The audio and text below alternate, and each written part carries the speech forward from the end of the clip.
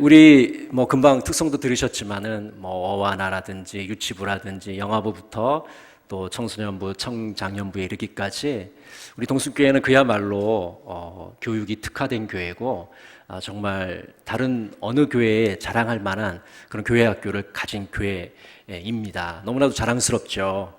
근데 우리나라 한국교회 학교 또 한국교회의 그 현실을 보면 그리 밝지는 않다고 할 수가 있습니다. 우리 교단 지난 10년간 교회 학교 학생 수가 24%가 감소하였고요. 또 주요 교단에서 교회 학교의 학생 수가 10년 사이에 10%가 감소하였습니다.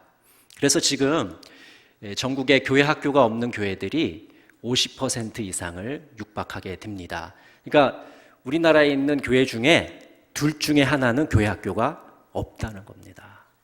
주일날 보면 우리 교회는 막 학생들이 너무 많아서 앉을 자리가 없어가지고 걱정인데, 이거 아주 특수한 현상이고, 대부분의 교회가 지금 아동부가 사라지고 청소년부가 사라지고 청년부가 사라지고 있는 그런 현실이지요. 왜 이렇게 교회 학교들이 또 교회 교육이 위기를 맞게 되었을까요? 그것은 이제 우리나라가 저출산 국가로 들어서게 되었기 때문입니다. 아이를 많이 낳지 않으니까 자연스럽게 교회 학교의 학생 수가 줄어들게 되고 또 고령사회로 진입을 하게 되었습니다. 그리고 10대의 자살률이 또 굉장히 높습니다. 그래서 우리나라의 자살률이 세계 랭킹 1, 2위를 다룰 정도로 굉장히 높은데, 그 중에서도 10대 여성의 자살률이 굉장히 높습니다. 우리나라 자살은 34분의 1명꼴로 죽을 정도로 그렇게 자살률이 높죠. 그리고 초등학교부터 고학년, 중고등학교에 이르기까지 입시에 몰두를 하게 됩니다. 그래서 지금도 이 교회 학교에서 골머리를 앓는 것이 뭐냐면, 아이들이 시험 기간에는 교회를 안 나오는 거예요. 다 어디 갑니까? 어디 가죠? 마트 간가요? 학원을 갑니다. 그래서 이게 기독교가 있고 대학교가 있다고 농담으로 얘기할 정도로 이 대학교, 이 교회, 이 종교의 이 위세가 대단한 거죠. 예배도 안 드리고 아이들이 학원 가서 보충 수업하고 시험 준비를, 입시 준비를 하고 있다는 사실입니다. 그런데 오늘 본문 말씀을 읽어보면 이 사사시대의 이 모습이 마치 오늘날 한국교회의 모습과 아주 흡사하다는 것을 발견하게 됩니다. 여러분 아시는 것처럼 여호수아가 가나안 땅을 정복을 했죠. 그러나 이제 아직까지도 미수복된 그런 지역들이 좀 있었습니다. 그런데 사사시대의 사람들은 자기 소견에 옳은 대로 행했다고 사사기에 말씀하고 있습니다. 왜 사사기의 이 사람들, 이 새로운 세대들은 자기 소견에 옳은 대로 했을까요? 그것은 신앙교육에 실패했기 때문입니다. 이전 세대가 다음 세대에 좋은 신앙을 물려줬어야 되는데, 그 선배들의 그 좋은 신앙을 다음 세대에 잘 물려주지 못했기 때문에 사사시대는 혼돈과 범죄의 시대로, 죄악의 시대로 접어들 수밖에 없었던 것입니다. 오늘 사사기 2장 10절 말씀을 한번 같이 읽도록 하겠습니다. 시작. 그 세대의 사람도 다 그 조상들에게로 돌아갔고 그 후에 일어난 다른 세대는 여호와를 알지 못하며 여호와께서 이스라엘을 위하여 행하신 일도 알지 못하였더라. 여기 10절을 보면요, 아주 재미있는 단어를 씁니다. 뭐라고 했냐면 다른 세대라는 단어를 쓰고 있습니다. 근데 사실은 일반적인 경우라면 새로운 세대, 새 세대, 아니면 한자로 하면 신세대가 일어났다, 이렇게 표현하면 될 것을 다른 세대가 일어났다고 표현을 하고 있습니다. 그러니까 여기에는 중요한 뜻이 있죠. 왜 그러냐면 이전과는 다른 세대가 일어났다는 것을 강조하기 위해서 이렇게 표현을 하고 있는 겁니다. 그래서 뭐가 다르죠? 다른 세대와 하나님을 알지도 못하고 하나님이 하신 그 위대한 일도 알지 못하는 세대다라고 표현을 하고 있는 것이죠. 그러니까 이 다른 세대는 그냥 말만 다른 게 아니고, 새로 일어났기 때문에 다른 게 아니고, 하나님을 모르는 그런 세대가 되었기 때문에 신앙이 완전히 무너져 내린 자기 소견에 옳은 대로 행하는 그런 혼돈의 혼탁한 시대로 접어들게 되었습니다. 오늘 한국교회와 그리고 이 사사시대가 매우 흡사한데요. 교회 학교가 지금 위기를 맞고 있고 또 사사시대의 사람들이 자기 소견에 옳은 대로 행하게 된 이 신앙이 완전히 무너져 버린 이 신앙을 어떻게 다시 살릴 수 있을까요? 오늘 한국교회가 어떻게 다음 세대를 살릴 수 있을까요? 오늘 본문 말씀에 우리들에게 귀한 메시지를 말씀해 줍니다. 오늘 7절 말씀 같이 한번 읽도록 하겠습니다. 사사기 2장 7절입니다. 백성이 여호수아가 사는 날 동안과 여호수아 뒤에 생존한 장로들 곧 여호와께서 이스라엘을 위하여 행하신 모든 큰 일을 본 자들이 사는 날 동안에 여호와를 섬겼더라. 다음 세대를 살리는 이 첫 번째 비결은요, 좋은 리더를 세워야 합니다. 오늘 7절 말씀에 보면은 여호수아가 살아있을 때는 하나님을 잘 섬겼어요. 여호수아 뒤에 생존한 그 장로들이 있을 때는 아주 하나님을 잘 섬겼습니다. 그러나 여호수아가 죽고 또 그 뒤에 장로들이 하나님의 일들을 목격한 그 장로들이 죽은 다음에는 이 사사시대의 혼돈 속으로 들어가게 됩니다. 이 좋은 리더의 역할이 얼마나 중요한가를 우리들에게 보여주죠. 오늘 특성화는 우리 교회학교 부서의 모습도 보셨지만은 어떤 리더가 세워지냐에 따라서 교회 교육의 방향이 다르고 다음 세대를 결정하게 됩니다. 더 나아가서는 교회의 존립을 짓는 것이죠. 왜 그렇습니까? 여러분 지금 여기 앉아있는 분 중에 50년대, 60년대 이곳에 앉아있을 분은 거의 없습니다. 그것은 무슨 말이냐면 다음 세대가 이 자리에 앉아야 되는 것이죠. 근데 다음 세대가 없다, 무너져 내려버렸다, 그러면 그것은 교회의 종말을 의미하는 것이죠. 물론 하나님 나라가 끝난다는 것은 아니고요. 인간들이 세운 그 개개의 교회들은 흥망성쇠를 거듭하게 될 것입니다. 여기서 보면은 좋은 리더는 이 리더십을 가지고 있습니다. 먼저 모세를 살펴보면요, 신명기 6장 5절에 이렇게 말씀합니다. 너는 마음을 다하고 뜻을 다하고 힘을 다하여 내 하나님 여호와를 사랑하라. 내 하나님 여호와를 사랑하라. 너의 모든 존재를 다 바쳐서 전인격적으로 하나님을 사랑하라고 모세가 가르치고 있죠. 이 모세의 리더십이 이스라엘 백성을 요단 동편까지 이르게 합니다. 또 여호수아는 어떻습니까? 여호수아는 여호수아 23장 6절에 보면은 그러므로 너희는 크게 힘써 모세의 율법책에 기록된 것을 다 지켜 행하라. 그것을 떠나 우로나 좌로나 치우치지 말라. 여호수아도 모세의 율법책에 기록된 대로 다 지켜 행하라 이렇게 가르치고 있고요. 특별히 여호수아 24장 15절에는 이렇게 말씀하십니다. 만일 여호와를 섬기는 것이 너희에게 좋지 않게 보이거든 너희 조상들이 강 저쪽에서 섬기던 신이든지 또는 너희가 거주하는 땅에 있는 아모리 족속의 신들이든지 너희가 섬길 자를 오늘 택하라. 오직 나와 내 집은 여호와를 섬기겠노라. 오직 나와 내 집은 여호와를 섬기겠노라. 이것이 여호수아의 리더십입니다. 모세의 리더십, 여호수아의 리더십이 있었기 때문에 그 세대가 하나님을 온전히 올바르게 섬길 수가 있었던 것이죠. 그런데 이런 리더십이 진 이후에는 혼탁한 시대로 접어들게 되는 것입니다. 또한 좋은 리더는요, 리더십만 가지고 있는 것이 아니라 좋은 모델을 제공을 합니다. 오늘 7절 말씀에도 읽었지만은 여호수아 뒤에 생존한 장로들, 이분들은 하나님께서 베푸신 것들을 다 경험한 사람들이에요. 그래서 홍해의 기적도 경험을 했고 또 광야에서 불기둥과 구름기둥과 만나와 메추라기도 먹었고요. 그 놀라운 하나님의 역사를 다 경험한 사람들이기 때문에 여호수아가 죽은 뒤에도 하나님을 제대로 섬긴 것이죠.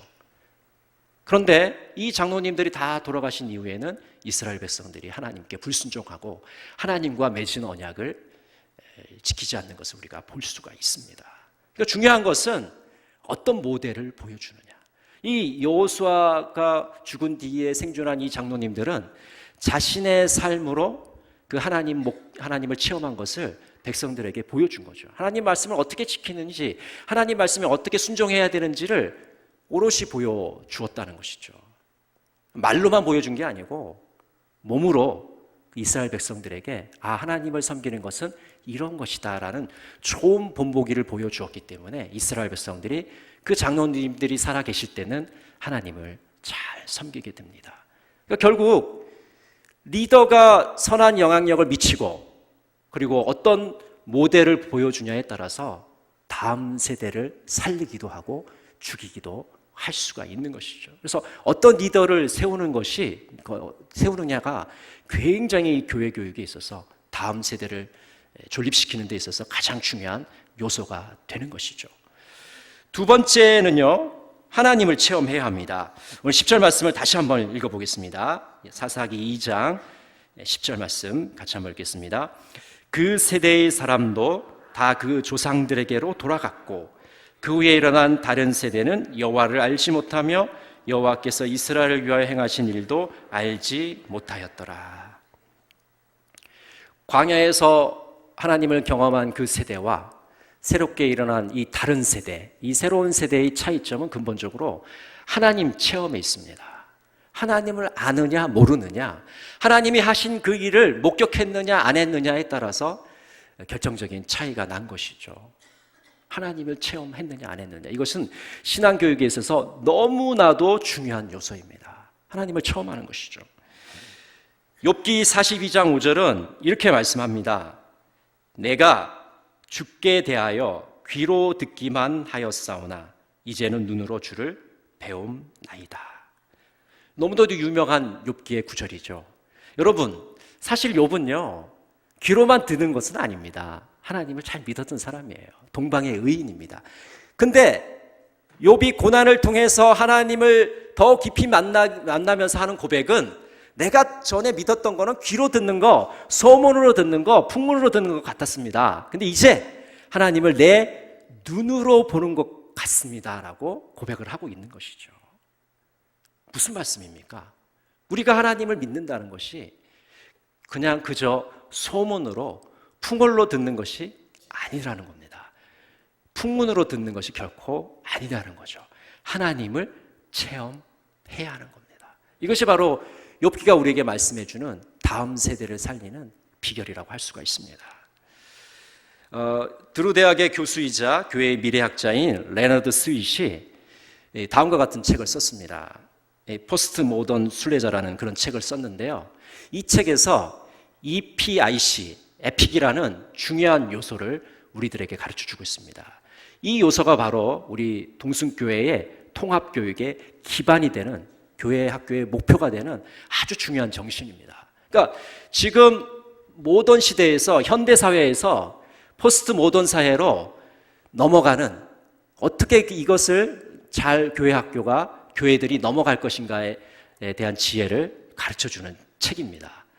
그래서 이 책에 보면은 EPIC 4가지를 얘기하는데, E는 경험을 의미하고요, P는 참여, I는 이미지, C는 관계를 뜻하고 있습니다. 지금 세계 교회가 이 모던 시대에서 포스트 모던 시대로 넘어가는 이 시대를 살고 있는데, 어떻게 이 포스트 모던 시대를 연착륙할 수 있고 그 시대 속에서 살아남을 수 있는가? 그 첫 번째로 경험을 이야기하고 있는 것이죠. 경험하고 느끼는 것이 매우 중요하다고 말씀하고 있는 겁니다. 사실 모던 사회는 어떠냐면 지식을 강조하고 정보를 강조합니다. 그래서 어떤 지식이 많으냐 적으냐에 따라서, 정보가 있느냐 없느냐, 또 이성적으로 판단해서 그것이 합리적이냐 아니냐에 따라서 이런 것들이 결정이 되죠. 그러나 이 포스트 모던 시대로 넘어가게 되면 경험을 중시하게 됩니다. 그리고 무엇을 느끼느냐, 감성에 대한 욕구들이 강해지게 되겠죠. 그래서 이 경험이란 요소가 굉장히 중요한 교육의 한 요소로 등장을 하게 됩니다. 레너드 스윗이 이야기한 두 번째 요소는 P인데, 이것은 참여를 뜻하게 됩니다.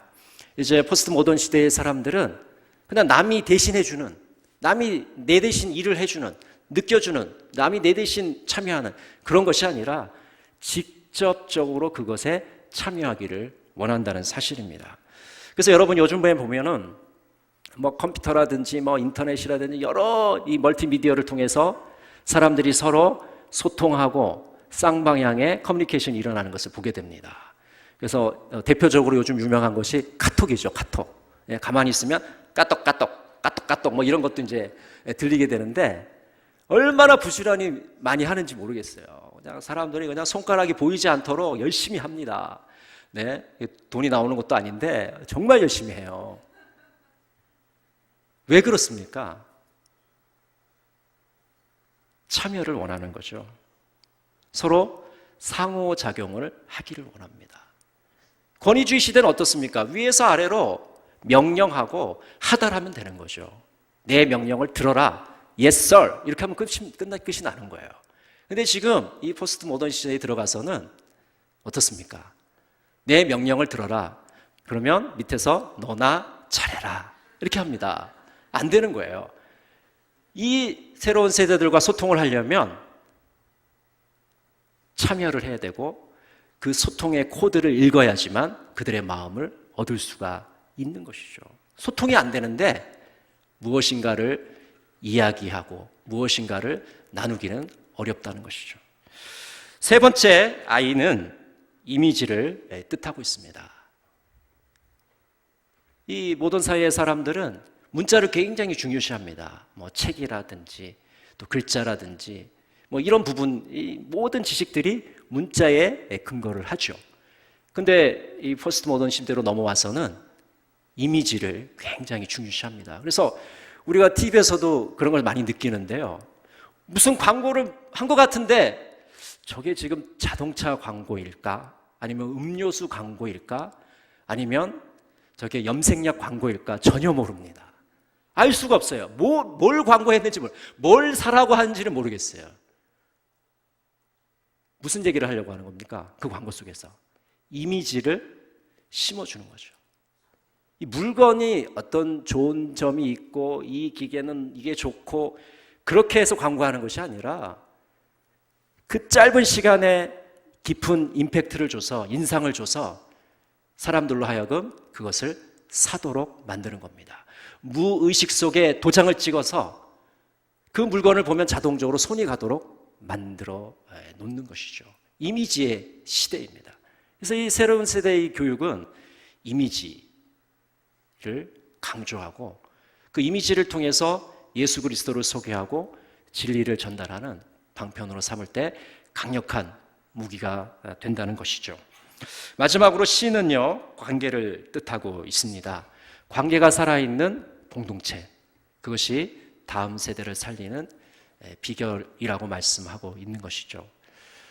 개인주의가 만연하는 시대이죠. 근데 재미있는 것은 사람들이 개인주의적이면서도 다른 사람과 공동체를 만들기를 원한다는 것 사실입니다. 굉장히 모순되는 것인데 자기 개인적으로 자기 스스로 자기 프라이버시를 지키고 자기 혼자만의 일에 탐닉하면서도 다른 사람들과 또 공동체를 만들어서 참여하기를 원하는 아주 특수한 성격을 가지고 있습니다. 그렇기 때문에 그런 양면성을 가진 이 새로운 세대들에게 공동체를 잘 만들어주는 것이 굉장히 그들에게 큰 의미를 가집니다.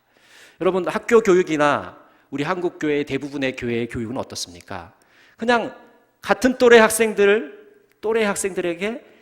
획일적으로 어떤 정보나 지식을 주입시키는 겁니다. 근데 여러분 한번 생각해 보세요. 같은 나이라고 그래서 이해력이 똑같을까요? 똑같이 따라올까요? 전혀 그렇지 않습니다. 저도 어려서부터 같은 또래 학생들과 공부를 해봤거든요. 그런데 천차만별입니다.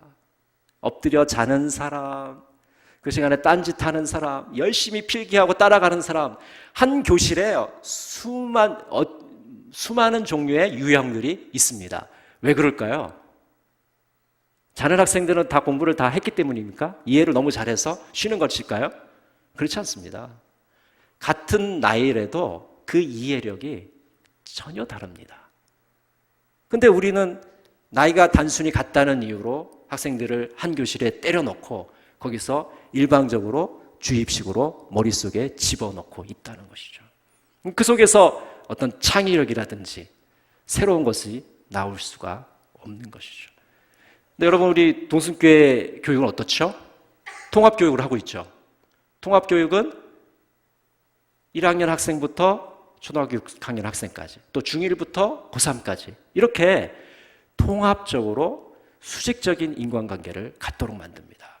그러니까 하나의 새로운 공동체를 만들어줍니다. 우리 동순교회에서는 그것을 이제 가족이라고 표현하고 있는데, 그런 공동체를 만들어줌으로써 그들이 그 안에서 사회성을 함양하도록 이끌어 주는 것이죠. 제가 신방을 다녀보면요, 어떤 분들은 이런 불만을 합니다. 아이고, 언니 오빠들이 있는 것도 좋은데 친구가 없어요. 또래가 없어요. 좀 같이 이렇게 옛날 다른 교회들처럼 같은 애들끼리 이렇게 모아주면 자기 친구가 돼서 교회를 잘 다닐 것 같은데, 이런 이야기를 종종 하시는 분들이 있습니다. 근데 여러분, 그 말이 진실일까요? 그렇지 않습니다. 지금 오늘날의 문제는 뭐냐면요, 너무나도 핵가족화되어서 전혀 형제도 없는 친구들도 많고요, 또 사회성을 전혀 배울 수 없는 그런 가족 구조입니다. 할머니, 할아버지가 있는 집은 거의 드물고요, 부모님이 있어도 부모님 얼굴을 보기 힘든 가족들도 많다는 것이죠. 그런데 교회에서 가족을 만들어주고 공동체를 만들어주고 그 속에서 언니, 오빠, 동생들과 상호작용을 하면서 그 속에서 사회를 배우고 삶이 무엇인지를 배우게 되고 그 속에서 예수 그리스도를 체험하게 되는 것입니다.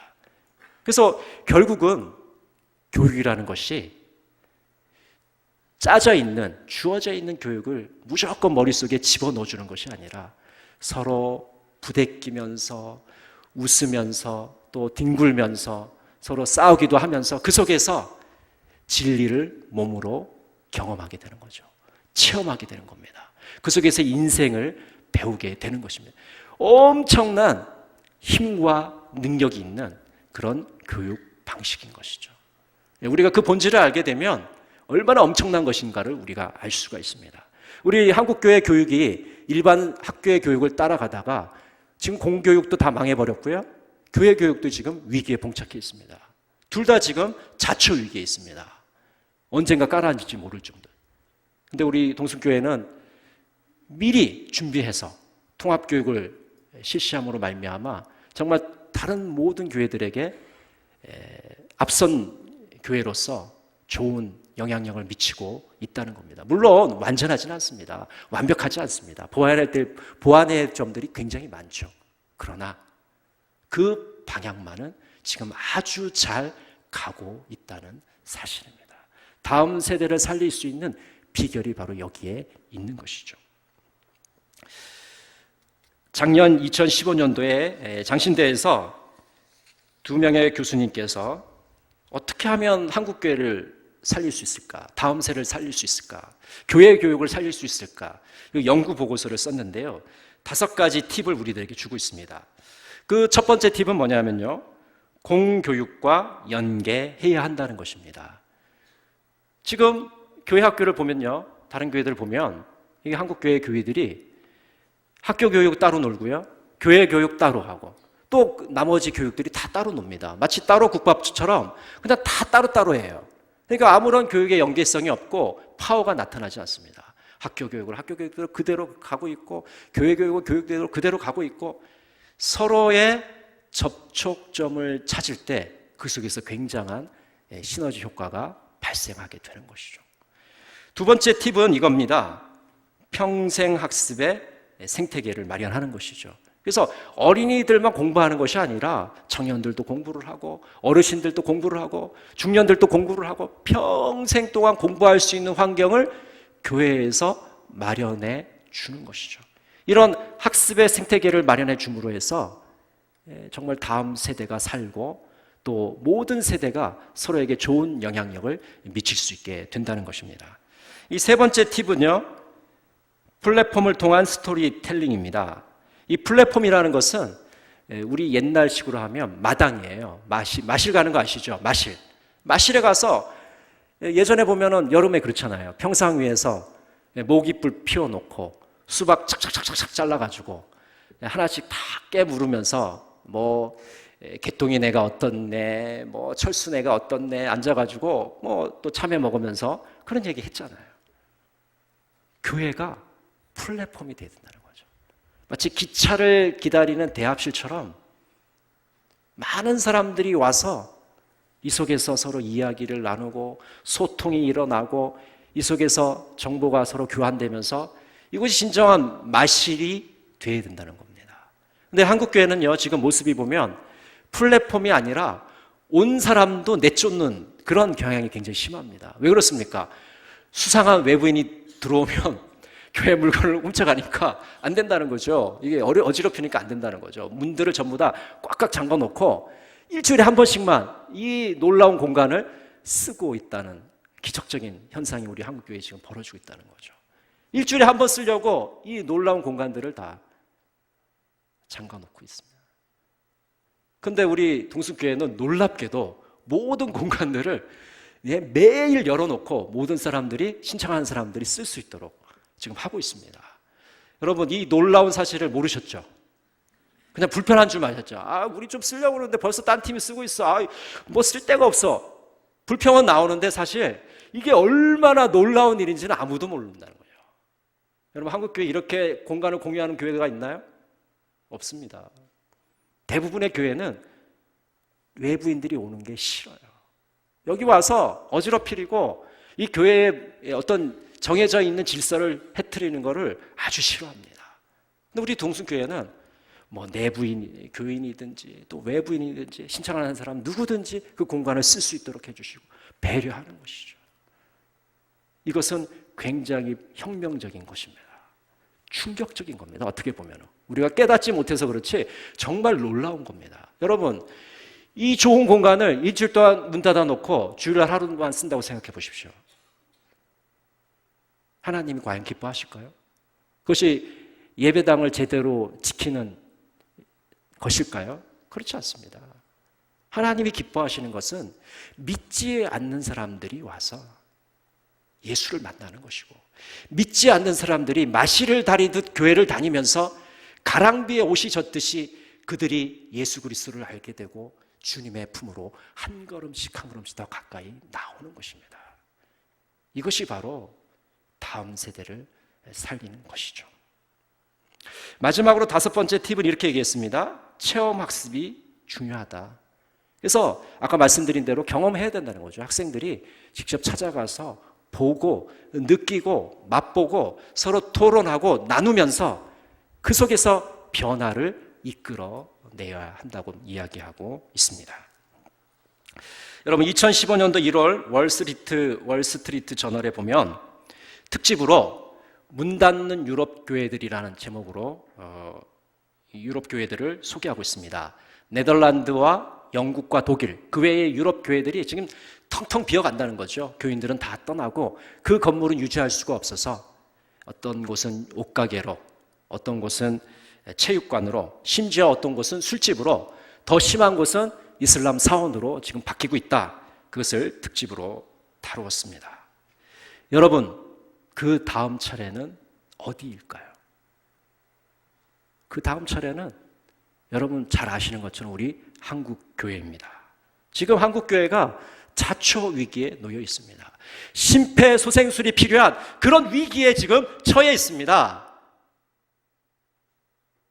어떻게 이 위기를 극복해 나갈 수 있을까요? 다음 세대를 살리기 위해서 연구하고 기도하고 고민하고 몸부림쳐야 될 마지막 골든타임이라는 것입니다. 이 시기를 놓쳐버리면 우리 한국교회는 희망이 없습니다. 우리 동순교회가 부흥하고 있다고 해서 안심하고 있을 것이 아니라 다른 한국교회들이 다 같이 다음 세대를 살릴 수 있는 이 일에 협력하고 함께 힘을 모두어야 될 것입니다. 여러분, 오늘 이 예배 참석하신 여러분, 우리 성도님들, 다음 세대를 살리기 위해서 함께 기도해 주시고 이를 위해서 지원해 주시기를 간절히 바랍니다. 기도하겠습니다. 사랑의 하나님 아버지, 은혜를 감사합니다. 하나님께서 우리 동순교회를 너무나도 사랑하셔서 이 포스트 모더니즘 시대를 준비할 수 있는 지혜와 해안을 주심을 감사드립니다. 그러나 우리 교회만 잘 준비하고 있다고 안심하지 않게 하시고 다른 교회들과 협력하여서 위험에 빠진 이 한국교회 교회 교육을 살려나갈 수 있는 우리 모두가 될 수 있도록 은총을 베풀어 주시옵소서. 지혜를 주시고 힘과 능력을 주시고 은사를 주실 줄 믿으며 예수 그리스도 이름으로 기도드립니다. 아멘.